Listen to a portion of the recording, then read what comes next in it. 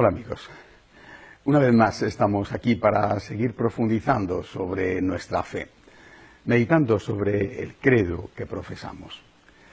No sé si se acuerdan del tema que estuvimos hablando la semana pasada. Hablamos de la muerte del Señor, de su enorme sufrimiento y de cómo esa muerte era una muerte redentora, esa sangre derramada era una sangre que nos lavaba nuestros pecados. Él se entregaba por nosotros y lo hacía de esa manera para que fuéramos conscientes de la grandeza de su amor. Tanto amó Dios al mundo que entregó a su Hijo único para la salvación del mundo y lo entregó, repito, de esa manera.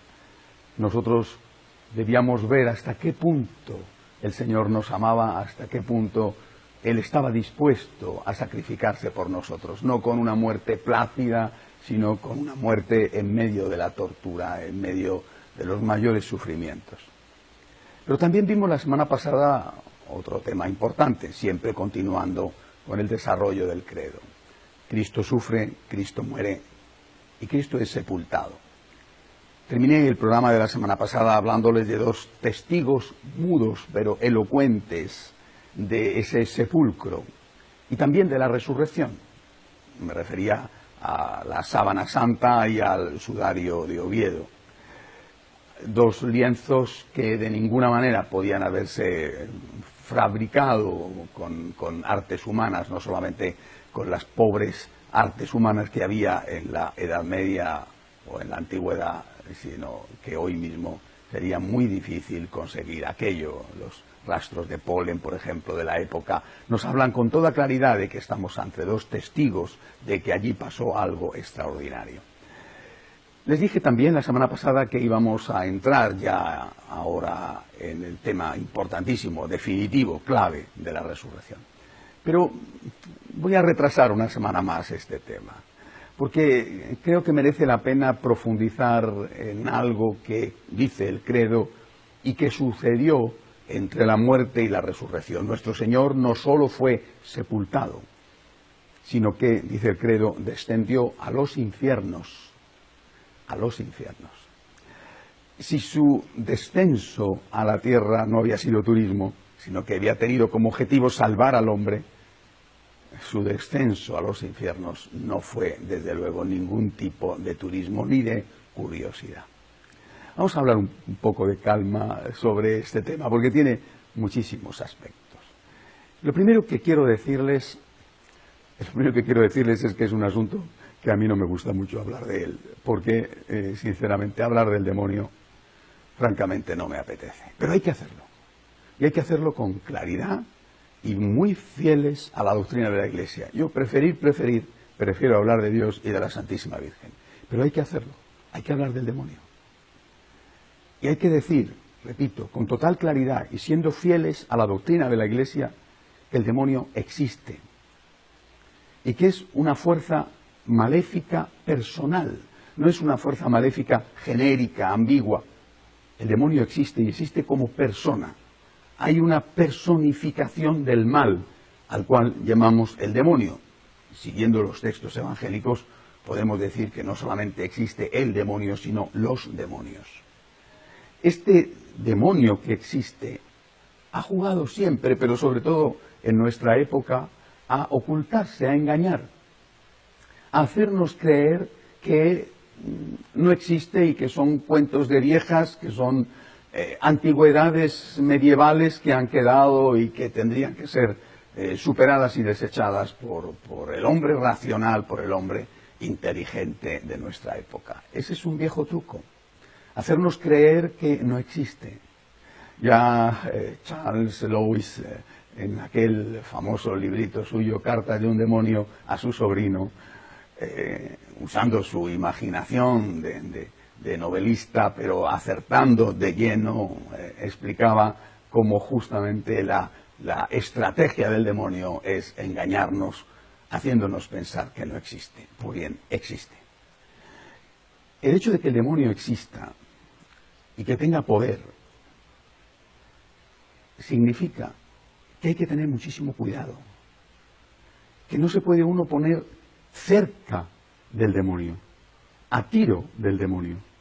Si nosotros sabemos que hay un perro rabioso, feroz, que está afortunadamente atado con una cadena de 2 metros, lo que debemos hacer es pasar a más de 2 metros a su lado. Porque puede ser que aunque esté aparentemente tranquilo y dormitando, salte de repente y nos pegue un grave mordisco. Y yo veo con estupor y con preocupación cómo hay mucha gente que juega con esto.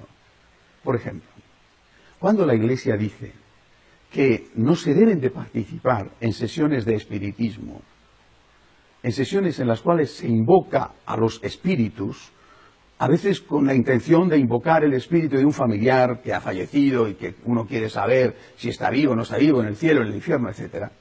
Cuando la Iglesia lo dice, no lo dice porque sí, por capricho, por fastidiar, porque quiere tener una especie de exclusiva, lo dice porque te estás poniendo a tiro del demonio.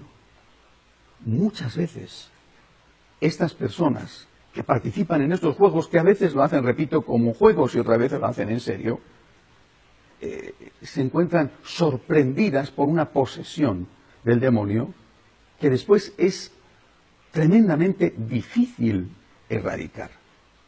Por eso, si el demonio existe y si tiene su poder, tenemos que guardarnos mucho de él. Afortunadamente, dentro de la Iglesia hay un sector, una parte de los sacerdotes que están especializados en esta lucha contra el demonio. Son los exorcistas. Todos los sacerdotes recibimos por el sacramento la capacidad de ejercer de exorcistas. Pero es un tema tan delicado, tan difícil, tan peligroso, que la Iglesia capacita a algunos de ellos, preparándoles mejor para este cometido tan especial. Durante estos últimos años, el fenómeno del exorcismo fue visto con sospecha, como algo también igual ligado al tema de las posesiones diabólicas, como algo anticuado, falso. Bueno, creo que hoy en día se está reivindicando la figura del exorcista y se está viendo que es realmente necesario que existan en las diócesis. Hay diócesis que tienen incluso varios. ¿Por qué? Porque cada vez más hay esas posesiones diabólicas. En parte, repito, por juego y diversión. Y en parte porque algunos, no sé si torpe o malévolamente, quieren tener esa comunicación con el demonio y no saben lo que hacen y no saben el riesgo para su alma y para su vida también aquí en la tierra que están corriendo. A la vez hay que decir que no todas las supuestas posesiones diabólicas son tales. Esto lo dicen los propios exorcistas. Hay muchas supuestas posesiones diabólicas que simplemente son enfermedades mentales. El exorcista tendrá que discernir entre lo que es una enfermedad psíquica, que tendrá que ser tratada como tal, y lo que es una auténtica posesión diabólica. Puede haber signos que confundan. No es sencillo distinguirlo y por eso precisamente el sacerdote que va a ejercer de exorcista tiene que ser una persona experimentada en el tema, tiene que ser una persona muy preparada y desde luego un hombre absolutamente de Dios, porque él sí que se está poniendo muy cerca del enemigo. A veces me he encontrado también con personas que dicen yo voy a hacer un exorcismo, laicos buenos, bien intencionados, yo voy a hacer un exorcismo. Dice, bueno, un momento, usted no puede hacer un exorcismo, usted puede y debe rezar, ofrecer la Santa Misa, pero un exorcismo solo lo puede hacer la persona que está preparada para ello, y repito, tiene que ser necesariamente un sacerdote. Tengamos muchísimo cuidado con el demonio. Este es mi primer consejo que les quiero dar. Existe, es muy peligroso y debemos de tener un cuidado extremado con el demonio. A la vez, quiero decir otra cosa. La Iglesia nos enseña que el bien es más fuerte que el mal. El demonio no es Dios. Es un ángel seductor Luzbel, el ángel de la luz. El ángel que quizá fue el más perfecto, el más bello, el más poderoso, el más atractivo, el más inteligente, el más sabio, Luzbel, el ángel de la luz. Pero no es Dios, es una criatura de Dios. Por lo tanto, Dios, la personificación del bien, es más fuerte que el demonio, la personificación del mal. Esa es nuestra certeza. Por eso nosotros no tenemos miedo. Y por eso le pedimos a Dios en el Padre Nuestro que nos libre del mal, que nos libre del maligno, porque sabemos que Dios lo puede todo. Solo Dios es el omnipotente. El demonio tiene un poder concedido por Dios, el poder de la seducción, el poder de la tentación, pero este poder no es más fuerte que el poder de Dios. El bien vence al mal, y al mal hay que vencerle con las fuerzas del bien. También me he encontrado a veces con personas que, yo creo que con buena voluntad, sinceramente, se equivocan queriendo luchar contra el mal con los instrumentos del mal. Ya has caído en una trampa. El bien solo puede vencer cuando se mantiene firme, no solamente en sus objetivos, sino también en los medios para lograr esos objetivos. Creo que hay muchos ejemplos en la literatura contemporánea que han meditado sobre esto. Y todos estos laicos, a veces sacerdotes, han afrontado este problema que es decisivo. Cuidado, cuidado. Nunca puedes hacer el mal con la excusa de conseguir el bien. Para nosotros los católicos, el fin no justifica los medios. Y cuando uno cae en la trampa de decir, voy a hacer el mal, o voy a usar una estrategia mala para conseguir un fin bueno, ya estás asociándote, quizás sin quererlo, al demonio. Ya te ha mordido, ya ha entrado dentro de ti. Te va a resultar después muy difícil revertir eso que tú has hecho. Te va a resultar muy difícil conseguir que ese mal que has hecho se transforme en bien.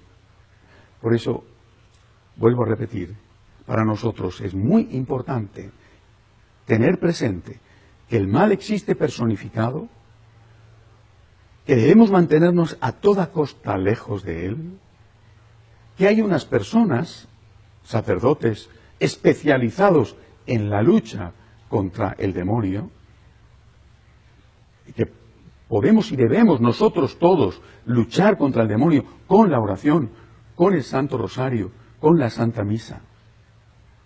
Que el mal no es más fuerte que el bien, pero es muy peligroso, es muy fuerte. Y que no podemos utilizar el mal pensando que así vamos a derrotar al mal.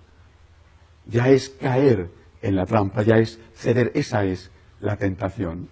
En el fondo, por ejemplo, es la tesis de la película del Señor de los Anillos, ¿verdad? Que muchos de ustedes habrán visto, ¿no? Consigue el poder para hacer el bien. Al final, el poder es el que te posee a ti, no tú al poder. Sobre este punto, antes de pasar a otros en este capítulo, quiero hablar también de los aliados del demonio. Los tiene, por eso hablamos de demonios, pero también de sus amigos en la tierra. Estos aliados del demonio a veces actúan sin darse cuenta, puede ser, pero otras veces son bien conscientes y se notan en sus obras. ¿Qué pretende el demonio? Hacer daño a Dios y hacer daño a la criatura amada por Dios, que es el ser humano. Todo aquello que va, por ejemplo, contra la familia, es una obra del demonio. El demonio está actuando. Repito, quizá algunas personas que llevan o promueven políticas antifamiliares o antivida no son conscientes. Esto yo no lo sé, lo saben ellos. Yo no puedo juzgar el interior de la persona, pero sí las obras. Hay que tener mucho cuidado, porque también puede ocurrir que haya personas que sin querer, sin saber, buscando quizá progresar en su trabajo, de tener una economía más saneada, se pongan a tiro de estos aliados del demonio. Debido a esto, la Iglesia ha prohibido, sigue prohibiendo, que los católicos participen en instituciones como, por ejemplo, la masonería. Tengamos, pues, muchísimo cuidado con estas cosas. Son cosas extraordinariamente importantes, de las cuales se habla muy poco, demasiado poco. Repito, yo soy el primero al que no me gusta hablar de esto, prefiero hablar de Dios y de la Virgen, pero de las cuales hay que hablar. Al menos de vez en cuando hay que hablar para tener las cosas claras, porque de lo contrario, si callamos, algunos, por falta de formación, pueden caer en la trampa. Esto en cuanto al infierno. El Señor descendió para salvar a los que habían muerto antes de su resurrección, por ejemplo, Abraham. Pero también existe otra parte, otra etapa, que se llama el purgatorio. El purgatorio existe, es real, pero no es el infierno. Es una etapa de transición entre la muerte de la persona y el cielo. También son cosas de las que hoy en día se habla muy poco y debido a eso, poco a poco, se han ido devaluando. Cuando nosotros morimos, en gracia de Dios, no vamos generalmente, la práctica totalidad, con excepciones, no vamos directamente al cielo. Porque nuestro pecado, el que haya sido, venial, mortal, pocos, muchos, que ha sido perdonado con el sacramento de la confesión, nuestro pecado, que ese sacramento nos ha devuelto a la gracia de Dios, a la unión con Dios, pero nuestro pecado tenía lo que llamamos la pena. Es decir, nosotros teníamos que ser purificados. Hemos vuelto a la gracia de Dios, sí, pero la herida del pecado está. Tú, por ejemplo, robas, te confiesas, te perdonan, pero te dicen tienes que devolver lo robado. Este es un ejemplo que se aplica aquí en la tierra, tienes que devolver lo robado. Pero a nivel de ejemplo vale para todos los pecados, tienes que purificarte por lo que has hecho. No puedes entrar en el cielo, tienes que pasar un tiempo, una etapa de purificación. Eso es lo que tiene lugar en el purgatorio. Es una etapa de gran dolor, de purificación, pero a la vez no tiene nada que ver con el infierno, porque en el purgatorio hay esperanza. Esto pasa y esto pasará. No estoy todavía con Dios, ese es el gran dolor. Pero voy a estar con Dios cuando termine mi purificación. Y ligado a esto, hay una cosa muy importante que es el fenómeno de la indulgencia. El infinito amor, el misericordioso amor de Dios, ha permitido a la Iglesia dar un don extraordinario, que es el de que esa persona que está en el purgatorio pueda pasar directamente al cielo cuando sus amigos o familiares que están todavía vivos ganan para él la indulgencia plenaria, con las condiciones que establece la Iglesia. Confesión, por parte, lógicamente, de que está vivo, del que gana la indulgencia, confesión una semana antes o una semana después, comunión en estado de gracia, por supuesto, además rezar por el Santo Padre y además la confesión del credo, la confesión de la fe. Esto es un don, un truco extraordinario que el propio Dios concede a esos que están esperando su llegada al cielo, que están en el purgatorio, y lo concede a través de la Iglesia. También, naturalmente, la indulgencia se puede ganar por uno mismo. Se puede ganar por uno o por un familiar difunto. Si la ganas por ti, tú ves cómo se te quitan la pena de tus pecados. Es decir, el purgatorio que hubieras merecido tener hasta ese momento. Y tienes que cumplir, lógicamente, las mismas condiciones que acabo de citar. Desde ahí, los pecados que hagas van a tener su pena y vas a tener que pasar una etapa de purgatorio. Podemos decir, así lo enseña la Iglesia, que si una persona muriera en el mismo instante en que acaba de recibir la indulgencia, o después, pero sin haber cometido ni siquiera un pecado venial, iría directamente al cielo. Esto no es una broma, esto no es algo para burlarse de ello. Esta es la enseñanza de la Iglesia en la cual yo creo. Recientemente hemos terminado el año santo, el año jubilar que el Santo Padre Francisco nos concedió a los franciscanos de María con motivo del 25 aniversario de la fundación.